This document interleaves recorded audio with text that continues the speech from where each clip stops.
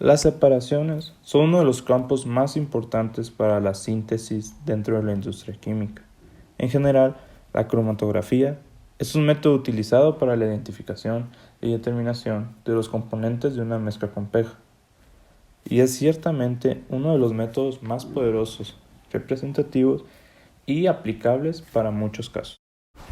La cromatografía se podría definir a grandes rasgos como el método de separación que consiste en separar una mezcla al movilizar sus componentes por medio de una fase móvil, arrastrándolos a través de una fase estacionaria, en la cual dichos componentes son separados según sus diferentes velocidades de migración. Hay dos tipos principales de cromatografía: la cromatografía en columna y la plana. La primera cuenta con una fase estacionaria dentro de un tubo delgado, y la fase móvil es forzada a través del tubo mediante presión o gravedad. La cromatografía plana, por otro lado, la fase estacionaria se encuentra sobre una placa plana o en los poros de un papel, y la fase móvil avanza mediante capilaridad, aunque en ocasiones también es posible inducir el movimiento por gravedad. Antes de profundizar más, es necesario mencionar que este método de separación se clasifica también de acuerdo al estado de su fase móvil, dando lugar a la cromatografía de gases, la cromatografía líquida y la cromatografía de fluidos supercríticos. La cromatografía de gases es una técnica la cual consiste en separar los componentes de una muestra vaporizada.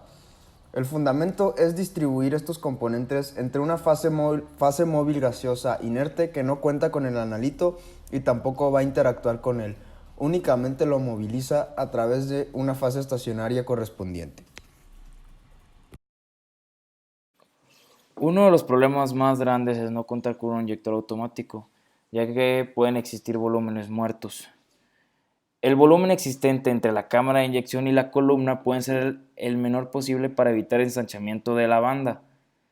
La temperatura tiene que ser homogénea en toda la cámara de inyección para evitar la discriminación de alguno de los componentes de la muestra. El sistema de inyección de un cromatógrafo es un punto extremadamente crítico, y la utilización de esta técnica de inyección inadecuada o una mala elección del sistema de inyección puede desperdiciar completamente la capacidad de separación de una columna. Debido a todos estos problemas que pueden ser ocasionados gracias al inyector, se procura contar con un inyector automático. Este puede evitar problemas en el laboratorio que suelen pasar al no contar con las precauciones debidas durante el muestreo. Sobre todo, evitará pérdidas en costos y gastos extras dentro del laboratorio. La cromatografía de gases puede contar con dos tipos diferentes de fase estacionaria. Estos pueden ser líquido o sólido.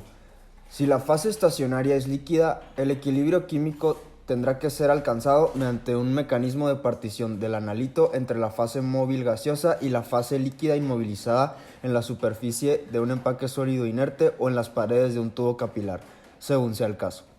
En el caso de que la fase estacionaria sea sólida, el equilibrio químico tendrá que ser alcanzado mediante absorción física. El gas de la fase móvil también puede ser llamado gas transportador. Este debe ser químicamente inerte y el más utilizado experimentalmente es el helio, aunque en ocasiones también son utilizados el argón, el nitrógeno o el hidrógeno. El primer aparato comercial para la cromatografía gas líquido llegó en 1995 al mercado, dando lugar a uno de los métodos de separación más comunes en los laboratorios del día de hoy. Gracias a los avances tecnológicos en los últimos años hasta nuestros días, se han incorporado diferentes mejoras en los equipos cromatográficos de gases, como son los integradores electrónicos, equipos de procesamiento de datos, el uso de computadoras para el uso de temperatura en la columna de separación, la velocidad de flujo y la inyección de muestras.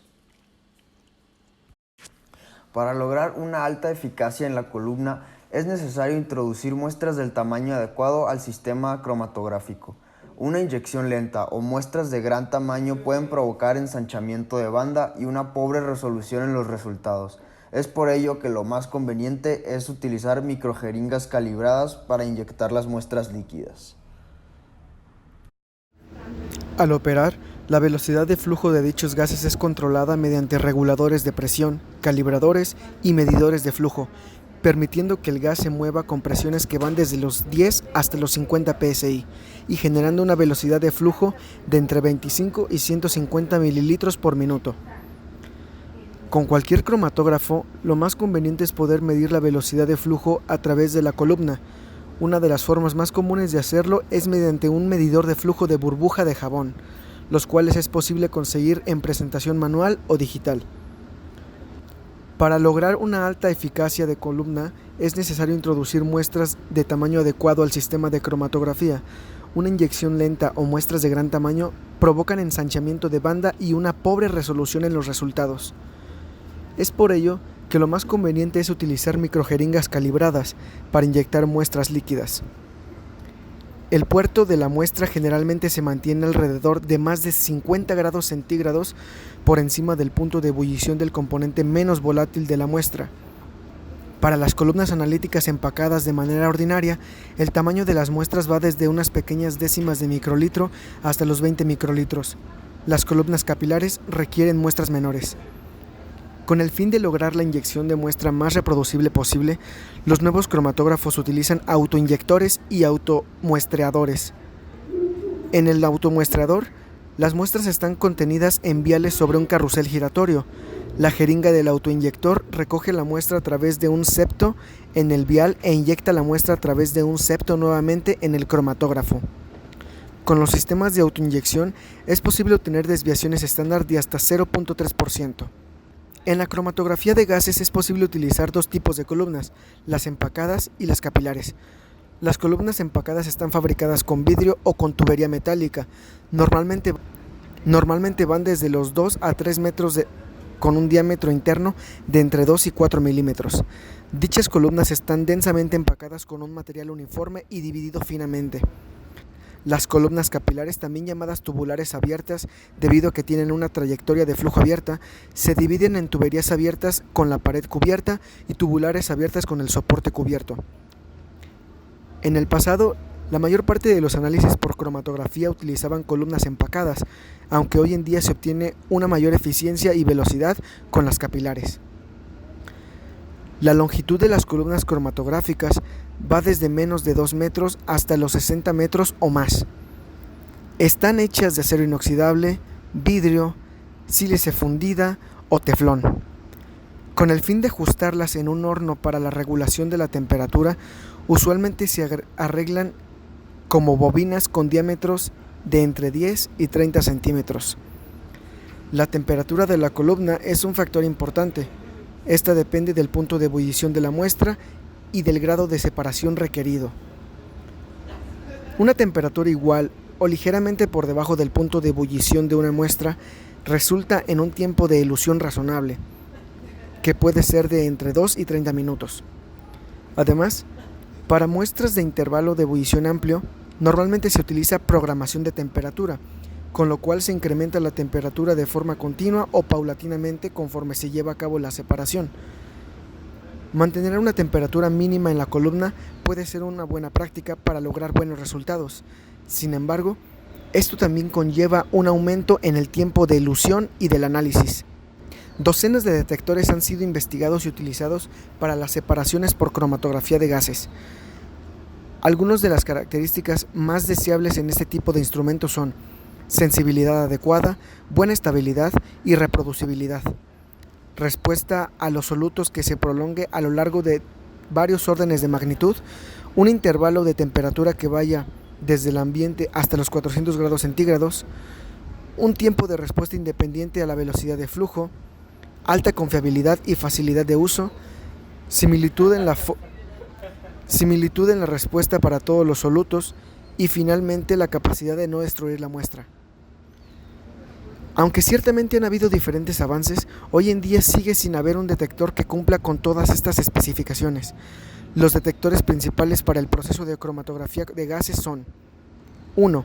Detector de ionización de flama. Es el más utilizado y sirve para detectar iones y electrones producidos por compuestos orgánicos al pirolizarse en la flama de aire o hidrógeno del detector. Número 2. Detector de conductividad térmica. Consiste en una fuente calentada eléctricamente cuya temperatura a energía eléctrica constante depende de la conductividad térmica del gas circundante. El elemento calentado en este detector puede ser un alambre fino de platino, oro o tungsteno, o bien un pequeño transmisor. Número 3. Detector de captura de electrones.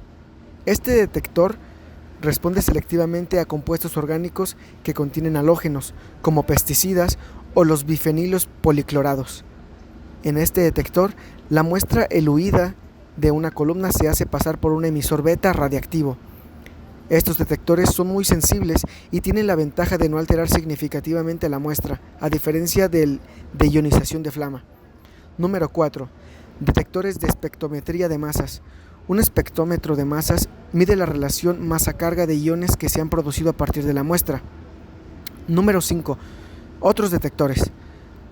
Otros detectores importantes en cromatografía de gases incluyen el detector termoiónico, el detector de conductividad electrolítico y el detector de fotoionización. Análisis y aplicaciones.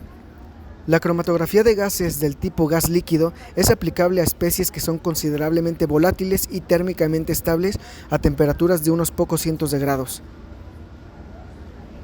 Por lo cual, este método ha sido aplicado en gran medida a la separación y determinación de compuestos como alcoholes, alcaloides, esteroides, aromáticos clorados, alcoholes en sangre y aceites como el de canola. Mediante un análisis cualitativo, la cromatografía de gases puede establecer la pureza de compuestos orgánicos. Cuando hay contaminantes presentes, se revelan por la presencia de picos adicionales en el cromatograma. La cromatografía de gases proporciona un excelente medio para confirmar la presencia o ausencia de un compuesto previsto en una mezcla, cuando se tiene a disposición una muestra pura de la sustancia auténtica. Además del análisis cualitativo, la cromatografía de gases nos proporciona también información cuantitativa sobre las especies que han sido separadas. Para ello, se compara la altura o el área de un pico de un analito con aquel de uno o más estándares. Si las condiciones son controladas de la forma adecuada, los dos parámetros varían linealmente con la concentración. El área del pico es independiente de los efectos del ensanchamiento, por lo que el área es una variable analítica más adecuada que la altura. La mayoría de los instrumentos modernos de cromatografía están equipados con ordenadores que proporcionan mediciones de áreas relativas de picos. En caso de no tenerlos disponibles, también es posible realizar una estimación manual, multiplicando la altura del pico por el ancho a la mitad de la altura del pico, aunque esto solo funcionaría para picos totalmente simétricos. La aplicación que haremos nosotros es encontrar metanol y etanol. La cromatografía va a ser cuantitativa. Esta va a ser la aplicación que realizaremos. Para empezar, hay que explicar por qué es necesario hacer esta cuantificación. Debido a que el metanol y el etanol muchas veces se disuelven o en benceno y tolueno, muchas veces para atenuar la descomposición. A veces la descomposición o lo volátil que son estas sustancias hace que se pierda la concentración de estos compuestos, por lo que es necesario hacer una cuantificación para saber si todavía existen estos compuestos en la dilución. Para comenzar, consiste en un detector de ionización de llama, en el cual es importante escoger la verdadera columna, debido a que el alcohol y el metanol tienden a ser absorbidos por las columnas muchas veces. Debido a esto es necesario hacer un estudio para saber qué columna utilizar, porque al momento de que la columna absorbe el alcohol, reduce la eficacia del análisis cuantitativo. Para esto se utilizan columnas del 2% Ducon y modificadas con 0.1% de Carbowax 400. Esta columna es la que evita que el etanol sea absorbido, pero desafortunadamente no impide que sea absorbido el metanol del todo. Por lo tanto, es necesario utilizar otra columna para el metanol. La columna utilizada es por APAC-Q. Se utiliza el propanol como patrón interno y con esto se alcanza una retención máxima de 5 partes por millón de los dos compuestos. Dado la gran retención de volumen de los compuestos, como se mencionó anteriormente, se utilizó el por APQ. Además de esto, se utilizó una columna corta de 1 metro para que sea más rápido todavía. Y además se usó una alta temperatura de 180 grados. Con esto se acortó enormemente el tiempo de retención del tolueno. Entonces esto favoreció a la determinación del metanol y el etanol. Para comenzar, se realizaron concentraciones conocidas de metanol y etanol, respectivamente en tolueno. Estas concentraciones son para saber si la cromatografía es correcta y con esta se sigue el resultado experimental para ver qué tanto está separado nuestro resultado real al experimental. Como se puede ver, en estas tablas todos los valores están correctos y para comenzar, el metanol y el etanol fueron previamente tratados con sodio y destilados a reflujo. El tolueno fue purificado en un cromatógrafo preparativo y como se mencionó anteriormente, como patrón interno se utilizó el propanol, el cual es propanol fluca a una concentración de 200 partes por millón en todas las muestras.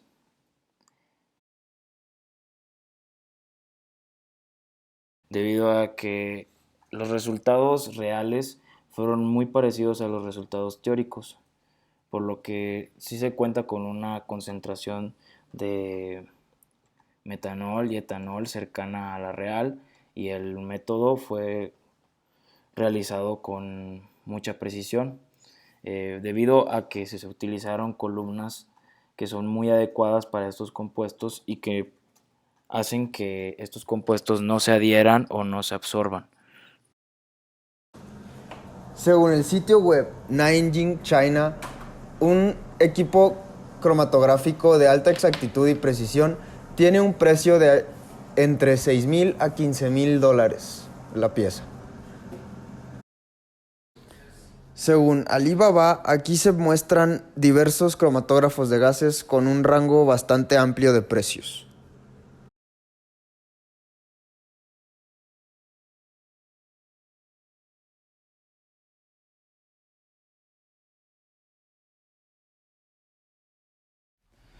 La química analítica está presente en todos lados, desde la industria farmacéutica hasta la industria del medio ambiente, debido a que la base de la química analítica es la necesidad de conocer la naturaleza de cualquier sustancia.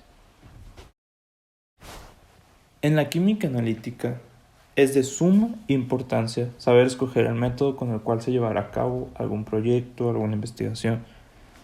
Es necesario estudiar a fondo el analito y lo que se desea conocer del mismo, para así poder escoger el método analítico que más convenga. En el 2003, la química analítica en las principales potencias mundiales, como lo son Alemania y Estados Unidos, se realizó una encuesta, la cual reveló que de 1.500 miembros de la American Chemistry Society, el 82% dijo que la química analítica era indispensable. Actualmente, cada día son más necesarios los métodos analíticos, debido a que sus resultados son confiables por todas las referencias y calibraciones que estos tienen. En conclusión, se comprendió el método analítico de cromatografía de gases, el cómo se utiliza y cuáles son sus aplicaciones. De la misma manera, se llevó a cabo un análisis de todo el funcionamiento del equipo, es decir, la función de cada parte que lo conforma. Además, se llegó a conocer las generalidades de la cromatografía de gases. Por otro lado, también se pudo entender el funcionamiento de otros métodos de separación y análisis, o métodos analíticos, como lo son voltametría, electrogravimetría, coulombimetría, espectrometría de absorción molecular, espectrometría de fluorescencia molecular y espectrometría atómica.